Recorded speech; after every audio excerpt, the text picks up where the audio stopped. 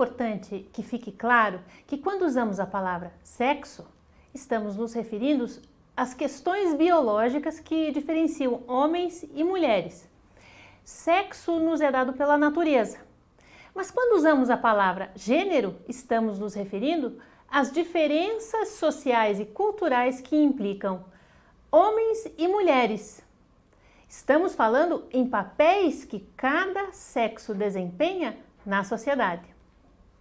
A noção de gênero é culturalmente e historicamente construída. Mas por que na atualidade, com todos os avanços tecnológicos e materiais com os quais convivemos, por que ainda a questão do gênero é um tema que merece tanta dedicação? Já pensou sobre isso? A questão do gênero ainda é importante de ser analisada e estudada porque ainda vivemos em uma sociedade que trata de forma desigual homens e mulheres. Mas o que está por trás disso? Acompanhe.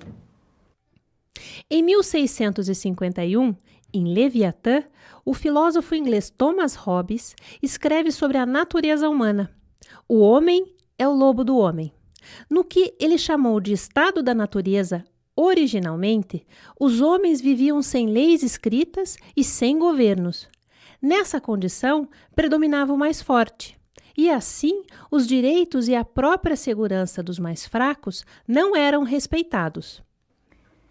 Conforme observado, para Hobbes, o estado natural do homem é o de conflito, de luta por conquistas, onde o mais forte é o que tem êxito e sobrevivência.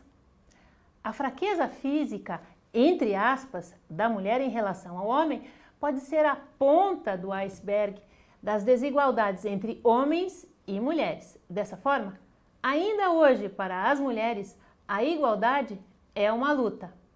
Acompanhe. Mas não é uma luta para ser homem ou ser melhor do que o homem ou para suplantar o homem. É uma luta para ser reconhecida como ser humano, com o mesmo valor e importância social, política, educacional, profissional e social que o homem. Igualdade de valor. O fator complicador sobre a desigualdade entre os gêneros, que vemos na prática todos os dias, é que os papéis sociais de homens e mulheres foram construídos por aprendizagem e dessa forma incorporados ao nosso mundo interior. Conforme afirma a doutora em psicologia Maria Beatriz Jacques Ramos, em seu artigo intitulado Um Olhar sobre o Aprender. Aprender é aprender com alguém, num contexto onde modelos e objetivos vão sendo incorporados, em torno das possibilidades e capacidades de crescimento e individualização no ambiente social. A aprendizagem não é a aquisição de um comportamento qualquer, mas de comportamentos que podem mudar a ação, os sentimentos e os pensamentos sobre a realidade. Portanto, a aprendizagem incorpora-se ao repertório individual, ultrapassa e se estabelece no coletivo, cujas práticas integradoras e paradigmáticas passam de geração a geração como uma herança social. Mas apesar de as mudanças exteriores que vemos acontecer na sociedade serem dinâmicas e rápidas, as acepções ideológicas que os indivíduos experimentam e praticam na família e na sociedade, desde pequenos, estas custam a mudar. O que entendemos como papel do homem e valor do homem e papel da mulher e valor da mulher é uma aprendizagem construída interna, aprendida durante a história de cada um de nós. Veja o que afirma a historiadora norte-americana Joan Scott. O gênero é um elemento constitutivo de relações sociais fundadas sobre diferenças percebidas entre os sexos e o primeiro modo de dar significado às relações de poder. Repetindo, o gênero é um elemento constitutivo de relações sociais fundadas sobre diferenças percebidas entre os sexos e o primeiro modo de dar significado às relações de poder. Este pensamento implica em 4 elementos. Primeiro elemento: os símbolos culturalmente disponíveis que evocam representações simbólicas e contraditórias. Acompanhe a imagem. Observe a ilustração. Que elementos estão inseridos nela? Vamos elencar juntos?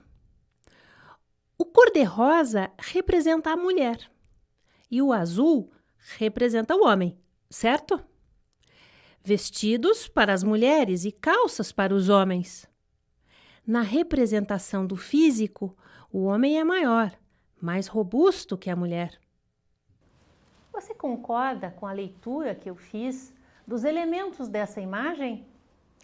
Pois saiba que os elementos constitutivos dessa imagem são simbólicos, porque foram assimilados durante a nossa vida. Não foram forjados ou impostos, foram incorporados ao nosso repertório gradativamente, por meio das cores, das formas. E assim como cores, peças do vestuário ou um perfil são construções simbólicas que evocam conceitos construídos em nosso repertório, as sociedades constroem normas de condutas, modelos, responsabilidades, tarefas, comportamentos masculinos ou comportamentos femininos que também são simbólicos. Segundo elemento: as normas sociais tomam a forma típica de uma oposição binária, em que masculino e feminino ocupam posições distintas. O que é de homem não pode ser de mulher e vice-versa. Portanto, qualquer quebra de modelo ou paradigma constitui-se como fora do padrão e predisposto ao preconceito. Terceiro elemento: para romper a imutabilidade desse padrão binário, deve-se incluir uma análise política. As instituições, como a igreja, a escola, as leis e a organização social. Não se pode ponderar sobre o gênero somente do ponto de vista biológico ou social. Quarto elemento: a identidade subjetiva ou identidade real dos gêneros é construída na família, no mercado de trabalho, na política, entre outras áreas da sociedade. Ela tem início quando nascemos. Para resumir, podemos citar Terezinha de Barbieri, uruguaia, socióloga, estudiosa da temática do gênero. Gênero pode ser explicado como conjuntos de práticas, símbolos, representações, normas e valores sociais que as sociedades elaboram a partir da diferença sexual e que dão sentido, em geral, às relações entre pessoas sexuadas. É no processo de socialização que as pessoas vão se conformando, de forma diferenciada a cumprir funções específicas. Vão se conformando a modelos que significam um conjunto de atitudes, normas, expectativa, padrões, modelos que definem a masculinidade e a feminilidade. Romper com essa lógica de raciocínio bipolar, além de não ser nada fácil, é um desafio que está ligado a todas as áreas do conhecimento. E está ligado também às práticas cotidianas dos nossos sujeitos históricos. A historiadora Johann Scott resume uma forma de desconstruir a oposição binária presente na sociedade quando afirma: a informação sobre mulheres é necessariamente informação sobre homens, que um implica o estudo do outro. Isso quer dizer que o mundo das mulheres faz parte do mundo dos homens e vice-versa. Portanto, é preciso que homens e mulheres estabeleçam juntos o equilíbrio de valor entre os gêneros, compartilhem aprendizagens, compreendam-se iguais, para que realmente se tenha uma sociedade mais justa e igualitária. Só isso já é suficiente para definir como a gente vai ter uma sociedade mais igualitária? Deve partir do homem e da mulher. Embora em muitos casos torne-se corriqueiro usar gênero como sinônimo para mulher, muitas correntes do feminismo avançam sobre essa constatação, indicando que gênero é um conceito relacional. E é um conceito muito mais amplo do que simplesmente uma referência às mulheres. A construção do gênero como categoria de análise avança na medida em que nos permite pensar as qualidades humanas, desconstruindo a polaridade feminino/masculino e pensando não mais nas polaridades, mas nas pluralidades.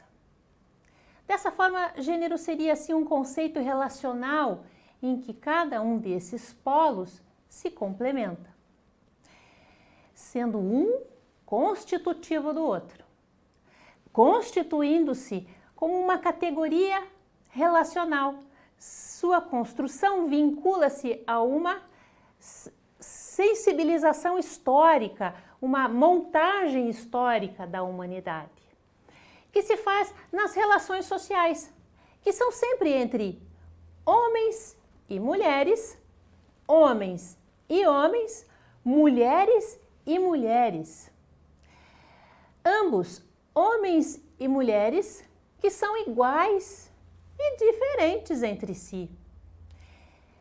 O que nos leva a pensar na pluralidade social e na existência não de uma única feminilidade ou uma única masculinidade, mas sim de várias e múltiplas masculinidades e feminilidades.